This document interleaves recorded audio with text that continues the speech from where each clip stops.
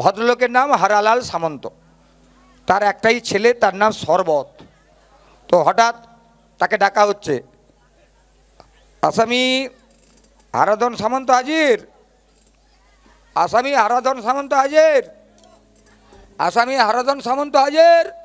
হাজির হুজুর হাজির, কিন্তু নামে বিরাট ভুল হচ্ছে। কী হয়েছে হারাধন বাবু? এই যে আপনারা ধন ধরছেন, শালা আমার নাম হারালাল, তখন থেকে হারাধন হারাধন হারাধন, ধন ধরবেন না, আগে ধন কেটে লাল করুন, ধন কেটে লাল করুন, তারপরে কথাবার্তা হবে। ও আচ্ছা, আসলে ভুল কেন? সরকারি লোকের ভুল হবে কেন? শালা হারালাল সামন্তকে হারাধন, ধন ধরবেন না, ধন কাটুন, ধন কাটুন। আচ্ছা আচ্ছা হারালাল বাবু, আপনি যে আপনার বউকে ডিভোর্স দেবেন, আপনার তো একমাত্র ছেলে, ওর কি হবে? ও আমার কাছে থাকবে, কারণ ওর মা যখন আমাকে ছেড়ে পালিয়ে যায়, ওর বাচ্চাকেও ছেড়ে দিতে পারে, ও আমার ছেলে।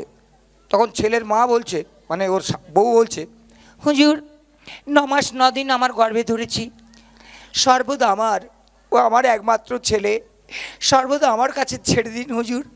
ছেলের বাবা বলছে, হুজুর আমি ওর জন্য কত পয়সা খরচা করছি, ছোটোবেলা থেকে এ পর্যন্ত অনেক টাকা খরচা করছি, শরবত আমার কাছে থাকুক, আমার শরবত আমার শরবত আমার শরবত আমার কাছে থাকবে।